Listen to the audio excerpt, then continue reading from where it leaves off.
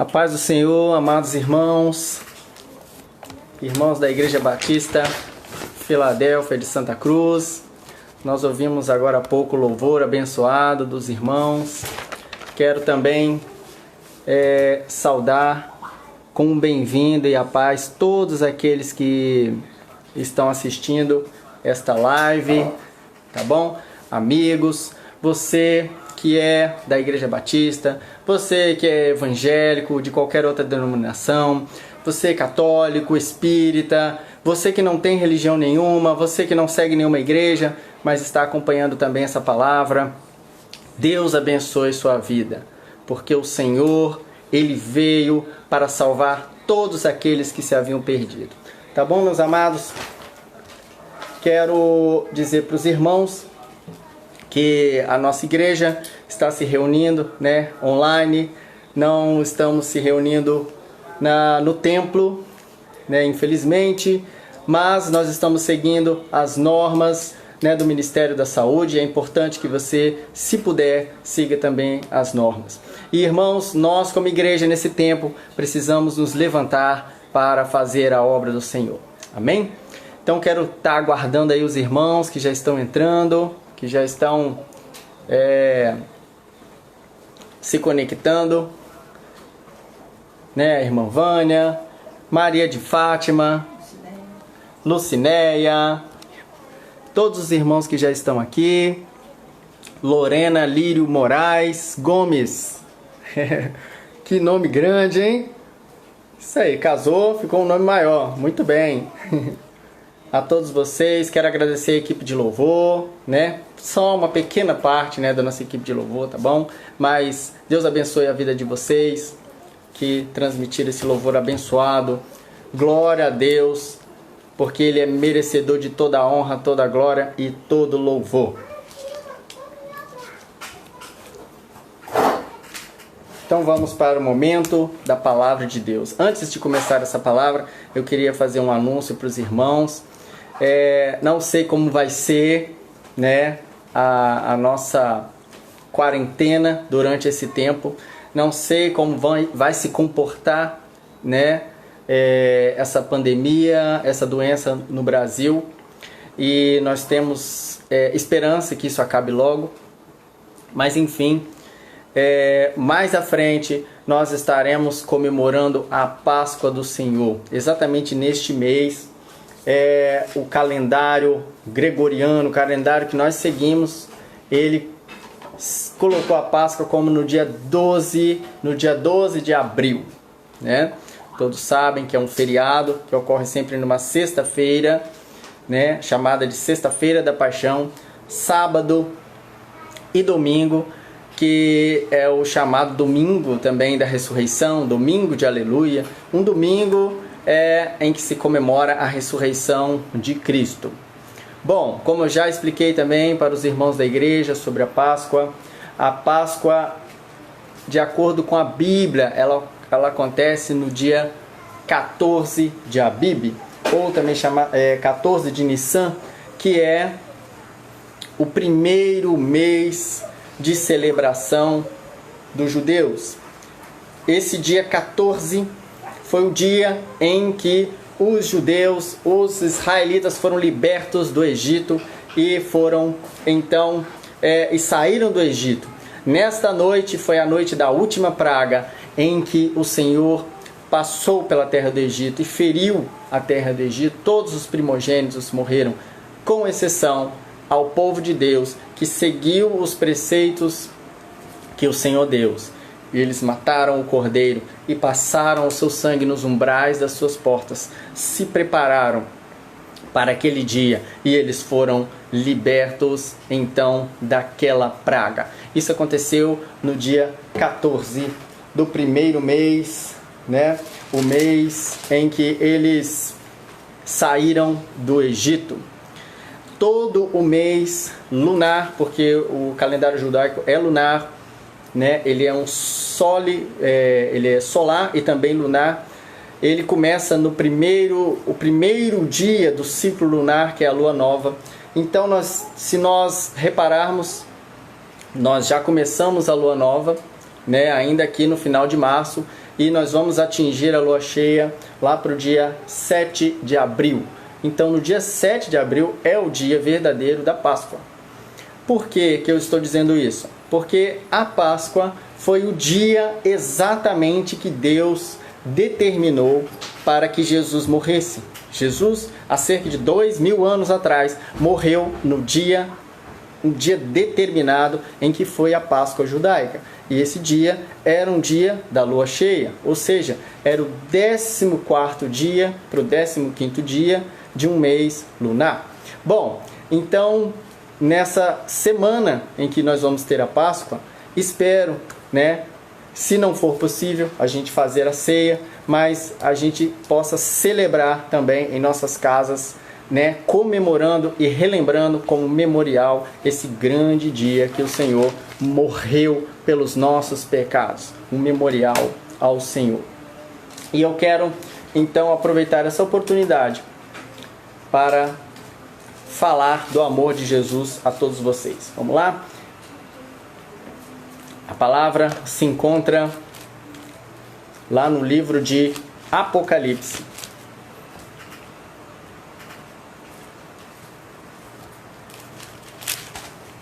Abre as suas Bíblias no livro de Apocalipse. É o último livro da Bíblia. Uma palavra para que você possa meditar comigo.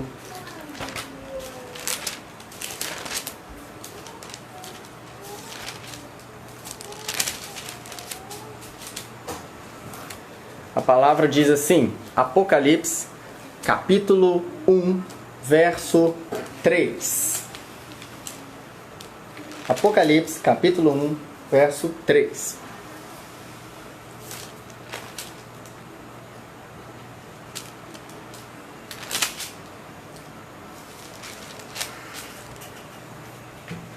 Todos acharam?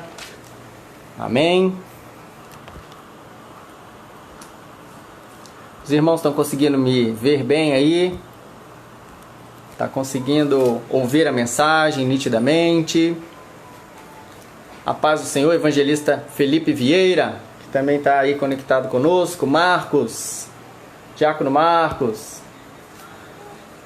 irmã Marilza, irmã Gabi, Gabriela, Souza Lima, todos vocês que estão conectados. Vamos ler a palavra? Apocalipse, capítulo 1, verso 3.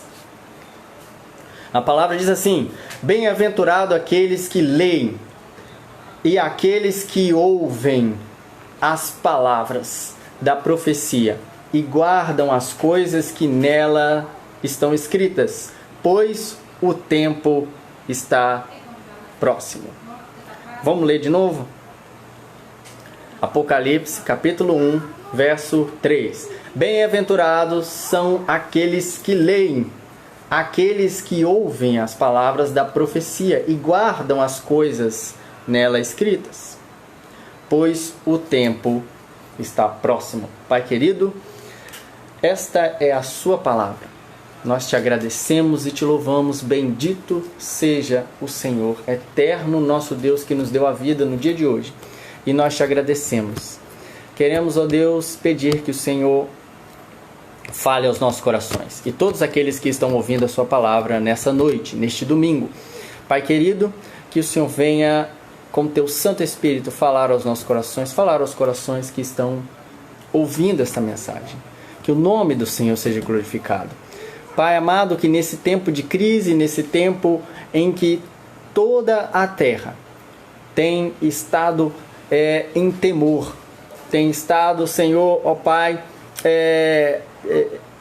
na expectativa do que vai acontecer sobre o futuro. Deus querido, que o Senhor venha falar aos nossos corações e nos trazer uma palavra de consolo. Pai, a Tua palavra é a verdade.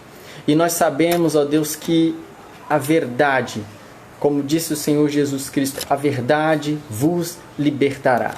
A palavra de Deus é uma espada que penetra até a divisão da alma e do espírito. A palavra de Deus é como uma semente que, caindo em boa terra, produz muito, produz vida, produz a 30, a 60, a 100 por 1. A palavra de Deus é como a chuva que cai e rega a terra.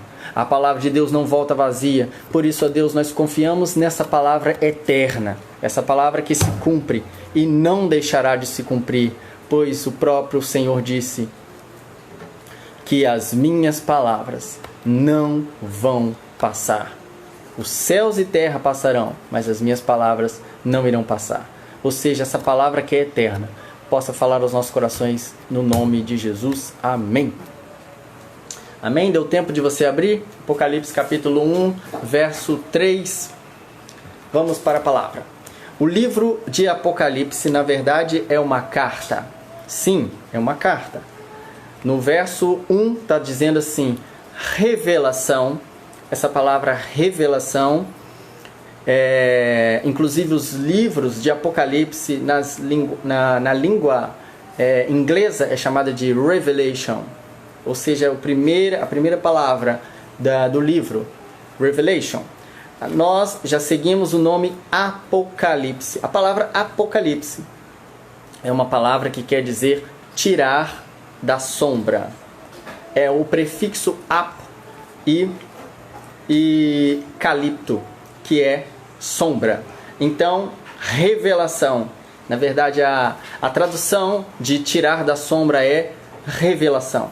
Tirou-se uma coisa que estava oculta, que estava atrás do véu, que estava escondida aos nossos olhos, à nossa visão, e trouxe então essa revelação, trouxe aquilo que estava escondido e trouxe para a luz para ser revelado. Apocalipse. Então, apocalipto, inclusive a palavra calipto é a mesma palavra usada para eucalipto. Eucalipto quer dizer boa sombra.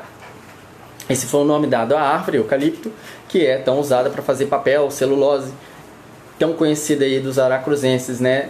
Do pessoal que conhece o eucalipto. E Apocalipse é uma revelação de Jesus Cristo. Jesus Cristo trouxe à luz revelações, coisas que só vão acontecer no futuro. Mas não é um futuro tão distante assim, acredito que seja próximo às coisas que estão escritas nesse livro. Então Jesus fala, revelação de Jesus Cristo que Deus lhe deu para mostrar a seus servos as coisas que em breve devem acontecer e que ele, enviando a intermédio do seu anjo, notificou o seu servo João, o qual atestou a palavra de Deus, o testemunho de Jesus Cristo, quanto a tudo que viu. E aí nós chegamos no versículo que nós lemos, bem-aventurado aqueles que leem e aqueles que ouvem as palavras da profecia e guardam as coisas que estão nela escritas, pois o tempo está próximo. Quando eu era criança, tinha mais ou menos uns 10 anos de idade, 9, 10 anos de idade, eu comecei a sonhar muito, tive muitos sonhos sobre a volta de Cristo. E isso me assustava muito na época, eu como criança. Mas eu nasci na Assembleia de Deus. E se os irmãos se lembram, há muitos anos atrás, eu já estou aqui nos meus 40 anos, então há muitos anos atrás, quando eu era criança, 30 anos atrás, se pregava mais sobre a volta de Cristo, se falava muito mais sobre a volta de Cristo. Os hinos eles falavam muito mais sobre a volta de Cristo. As letras dos hinos nos inspiravam a esperar Jesus. E já naquela época, 30 anos atrás, havia uma grande expectativa da volta de Cristo. Então, quando nós líamos a Bíblia, nós entendíamos que as coisas estavam se cumprindo. Já naquela época havia tecnologia. Há 30 anos atrás nós já tínhamos o telefone, a televisão, nós já tínhamos os satélites, a pesquisa espacial estava muito alta, né? Como se fala pela história, na década de 60, né? O homem pisou na Lua. Enfim, a corrida espacial era muito alta e naquele tempo havia a Guerra Fria, ou seja, a guerra tecnológica e uma guerra que era entre as duas superpotências da época, Estados Unidos e Rússia, Estados Unidos e União Soviética, atual Rússia, pois a Rússia desmembrou depois os seus outros países virando Rússia, mas na época era União Soviética, União das Repúblicas Socialistas Soviéticas, e já havia uma ameaça de guerra nuclear, havia ameaças de tantas coisas. Então tudo isso, esses rumores de guerras, já nos anunciavam a volta de Cristo. O que não era possível na época de Cristo, agora é possível.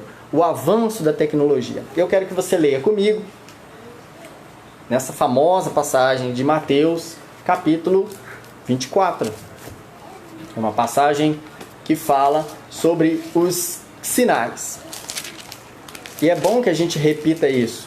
Sei que eu já preguei isso também na igreja, mas é bom que a gente repita porque está cada vez mais claro para nós os sinais. E como que os sinais vão começar a impactar de forma global, de forma globalizada o mundo.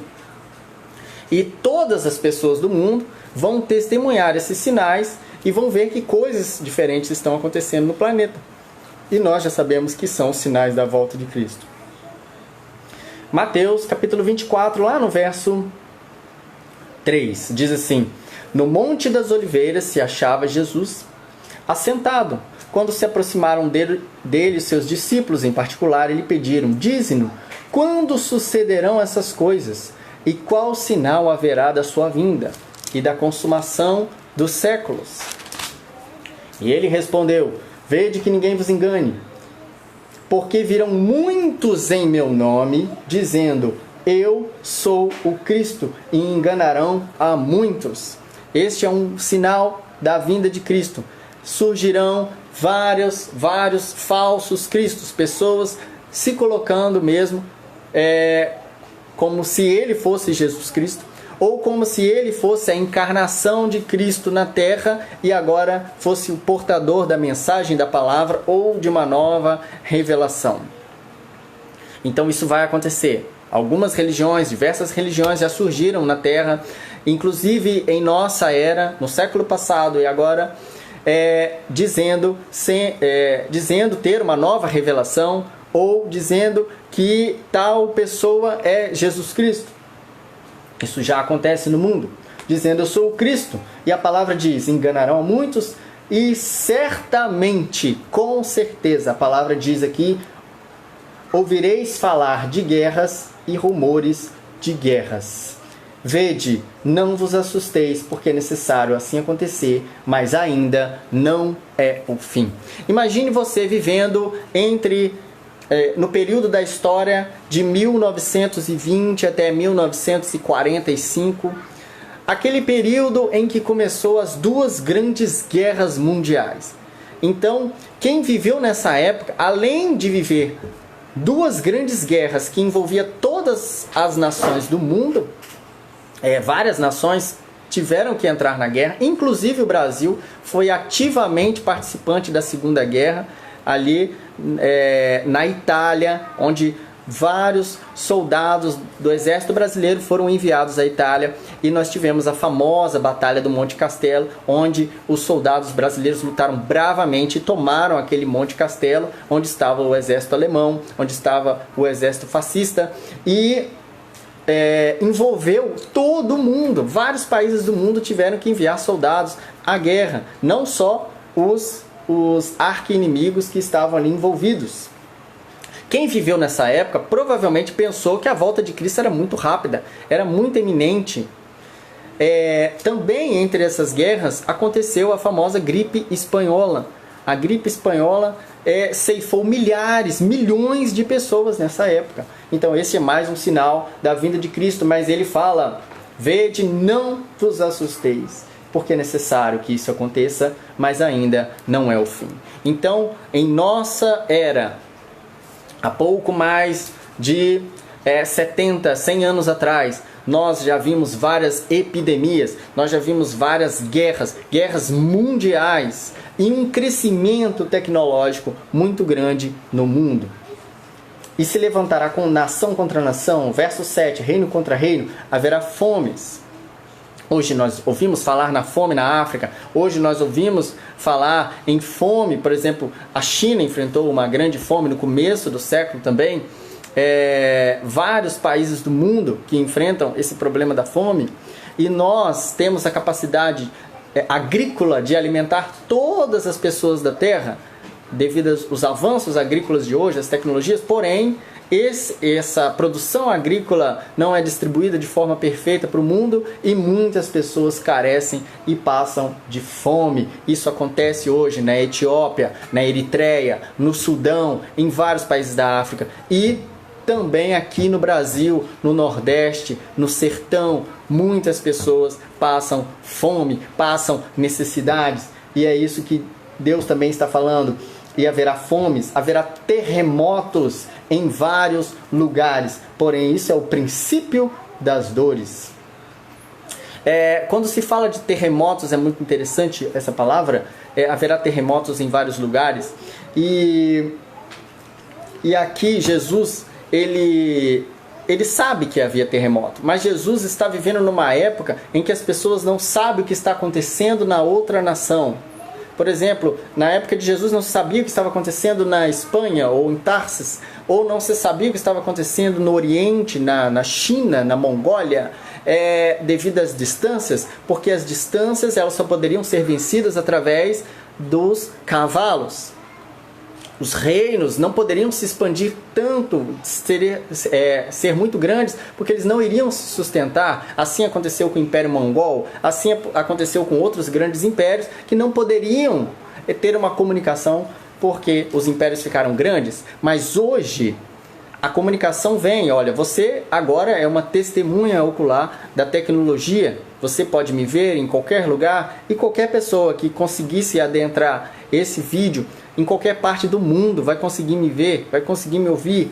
E assim, essa tecnologia vai alcançar muitas pessoas no mundo inteiro.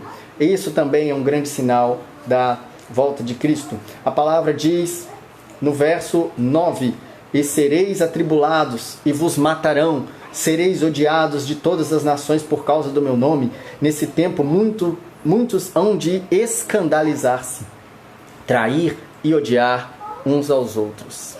Irmãos, nós vivemos numa nação livre, onde nós podemos adorar ao Senhor, onde nós podemos abrir a Bíblia, onde nós podemos abrir a nossa igreja. É claro que nessa pandemia e essa ação profilática de saúde, as igrejas estão fechadas. Porém, em tempos normais, você sabe, todas as igrejas pregam abertamente, pessoas pregam com caixas de som no meio da rua, pessoas visitam hospitais, fazem orações, enfim, nós temos liberdade para pregar o Evangelho, mas isso não é a mesma coisa que acontece, por exemplo, em países como a Coreia do Norte, Arábia Saudita, Iêmen, Etiópia, Eritreia, outros países, Marrocos. Há países que são extremamente fechados para o Evangelho, onde isso é proibido. É o caso da Indonésia. Na Indonésia eu vi um fato de um dentista que viajou o mundo e ele, entrando no aeroporto na Indonésia, ele viu uma inscrição em cima e ele pediu a tradução e a pessoa que traduziu para ele disse que aqui há pena de morte para o tráfico de drogas e também para aqueles que convertem um muçulmano ao cristianismo. Então, por exemplo, há países que você é proibido, expressamente proibido de falar o nome de Jesus, de pregar Jesus, e nós temos essa liberdade. E essas pessoas, sim, são odiadas em todas as nações. Essas pessoas sofrem traições e são perseguidas e morrem. Então, aquela perseguiçãozinha que nós sofremos aqui é muito pequena diante da perseguição que nossos irmãos sofrem no mundo inteiro. Amém, irmãos? Levantar-se-ão muitos falsos profetas, enganarão muitos, e por se multiplicar a iniquidade, o amor de muitos esfriará.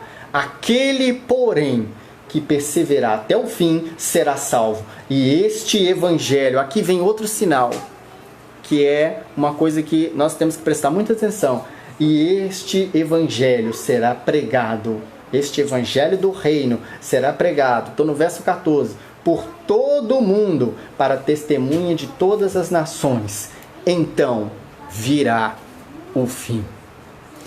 Neste tempo que nós estamos vivendo, quando nós estamos contemporaneamente agora todos juntos vivendo essa história do coronavírus. Eu não sei aonde ainda isso vai chegar, né? Mas no mundo inteiro nós estamos vendo que isso abalou as nações, até as nações mais preparadas, mais ricas, que têm sistemas de saúde mais avançados do que nós, estão sofrendo com a pandemia do coronavírus. Não é uma gripezinha, é uma gripe de verdade. Ela não tem cura ainda, nós não temos vacina e a sua velocidade de transmissão é muito maior do que de outras doenças que nós já vimos, como SARS, como o MERS, né, que é o coronavírus do Oriente Médio. As doenças, realmente, grande parte, como H1N1, nós já temos vacina, influenza, né? Enfim, a gripe, nós podemos ser vacinados, mas essa doença é uma doença que abalou a história, abalou o mundo na nossa época moderna, e várias nações se fecharam, cidades se fecharam, cidades ficaram com as ruas desertas e vazias.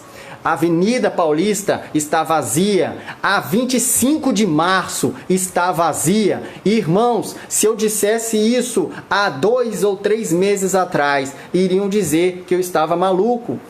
Nem no ano novo isso é possível. Hoje você está vendo jornais e você está vendo na sua frente que as profecias estão se cumprindo. A pandemia do coronavírus é sim um sinal, um alerta para a igreja do Senhor, um alerta para mim, um alerta para você, porque Jesus profetizou isso e as escrituras estão se cumprindo. Pastor, o que então nós devemos fazer quando nós vemos tantos sinais acontecendo? Ora, Jesus estava dizendo isso para os seus discípulos. Uma coisa importante é que os seus discípulos têm em primeira mão tudo aquilo que vai acontecer. Na história bíblica você sempre vai ver que Deus avisa antes aos seus servos tudo aquilo que vai acontecer. Quando você vai na história de Abraão, você vê Deus conversando, Deus dizendo: ocultaria eu a Abraão o que eu vou fazer?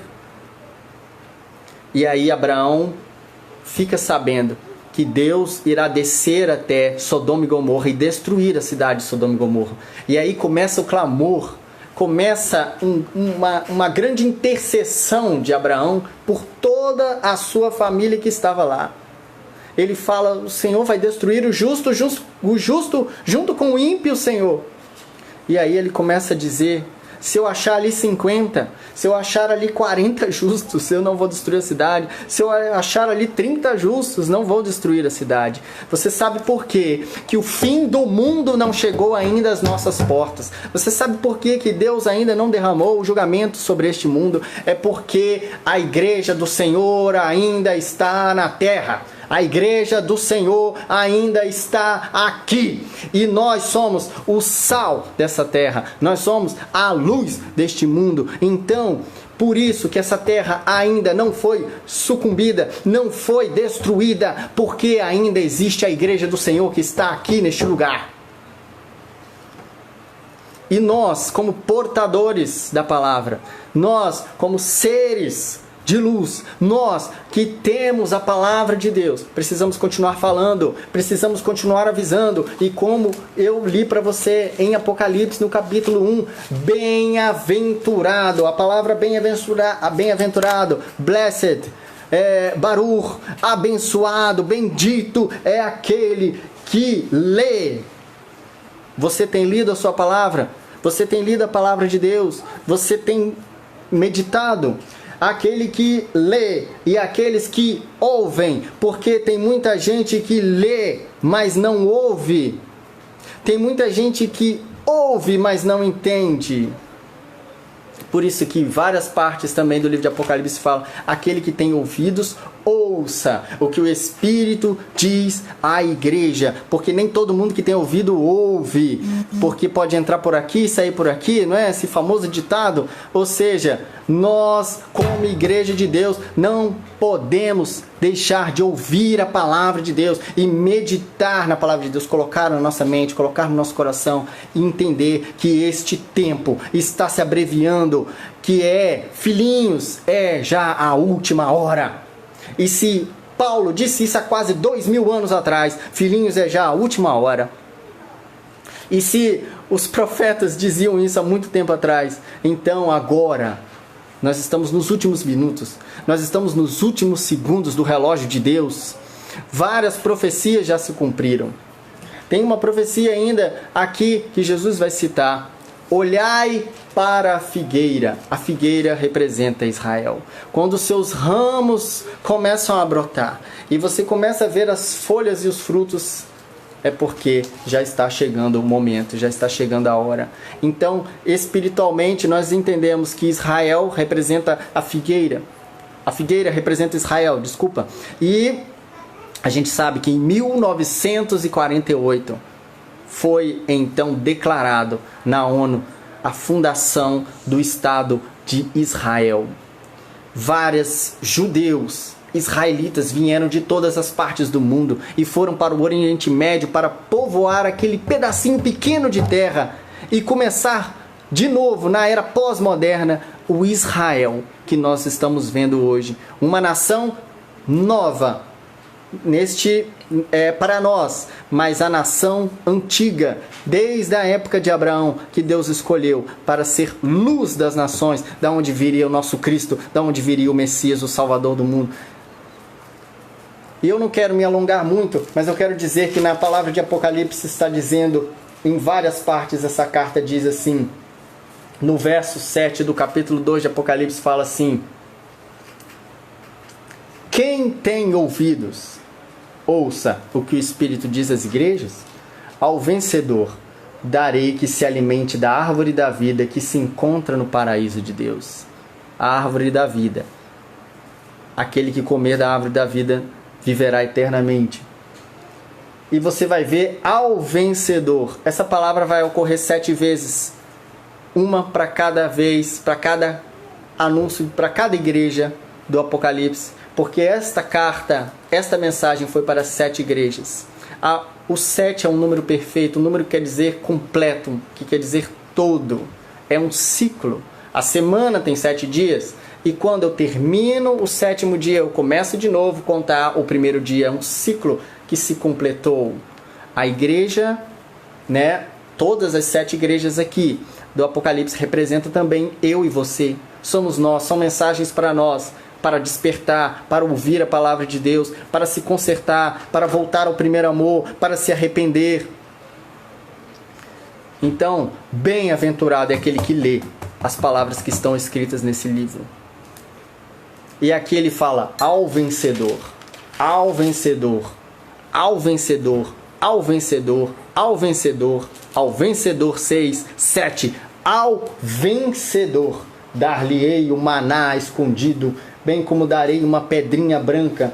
Sobre essa pedrinha está escrito um novo nome, o qual ninguém conhece, exceto aquele que recebe. Ao vencedor, que guardar até o fim as minhas obras, lhe darei autoridade sobre as nações. Ao vencedor será vestido de vestiduras brancas, e de modo nenhum apagarei o seu nome do livro da vida. Pelo contrário, confessarei o seu nome diante do meu Pai e diante dos seus anjos. Quem tem ouvidos, ouça que o Espírito diz às igrejas. Esses sinais não é para nos amedrontarem, é para nos alertarem. Porque aquele que segue a lei de Cristo, aquele que segue as palavras do Senhor são vida, são salvação. Amém? E para você essa palavra, em João capítulo 3,16, um texto áureo da Bíblia, todos conhecem de cor, mas eu quero repetir: porque Deus amou o mundo de uma maneira tão grande, que deu o seu Filho único, unigênito, para que todo aquele que nele crê não pereça, mas tenha a vida eterna. Essa palavra, esses sinais, não são o fim. Não vos assusteis. Nós estamos no tempo da graça. Esse é o tempo de você correr para Jesus, de você abraçar Jesus, de você se arrepender, mesmo você que já conhece, desde criança conhece o Evangelho, é filho de crente, é filho de católico, foi catequizado, conhece a palavra, conhece tudo da Bíblia, mas esse é o tempo para você se arrepender, para você orar e para você correr para o unigênito do Pai, que é Jesus Cristo. Um outro versículo que está em Atos capítulo 4, verso 12, diz assim: não há salvação. A palavra é clara: não há salvação em nenhum outro, pois debaixo do céu não há nenhum outro nome. Nenhum outro nome. Não é Maomé, não é Alá, não é qualquer outro nome que você conheça, Buda, ou qualquer outro nome que você já tenha ouvido, ou que alguém tenha falado para você, que você vai ser salvo, que você vai ter uma alma livre, que você vai chegar a outra vida salvo. A palavra é clara e diz: não há outro nome dado aos homens pelo qual sejamos salvos. É Jesus Cristo. E ele mesmo disse em João 14, verso 6, eu sou o caminho, a verdade e a vida. Ninguém vem. Ele vai falar assim, ninguém vem, tem que passar por ele. Ninguém vem ao Pai a não ser por mim. É só Jesus o nosso mediador. E ele também diz, como está escrito em Apocalipse, eis que estou à porta e bato. Se alguém ouvir a minha voz e abrir a porta, entrarei, cearei com ele e ele comigo. Amém? João 1:12. Contudo, os que receberam, aos que crerem no seu nome, deu-lhes o direito de se tornarem filhos de Deus. Então, diante de tudo aquilo que você ouviu, essas palavras, eu quero orar pela sua vida. E eu quero que você aceite a Cristo como seu Salvador. Estou te oferecendo isso. Não é eu, não é a igreja que salva, é o Senhor Jesus. Então, esta palavra, este tempo que nós estamos vivendo é um tempo oportuno para você aceitar Cristo como seu Salvador. Pai querido e amado, nós glorificamos e exaltamos o teu santo nome mais uma vez.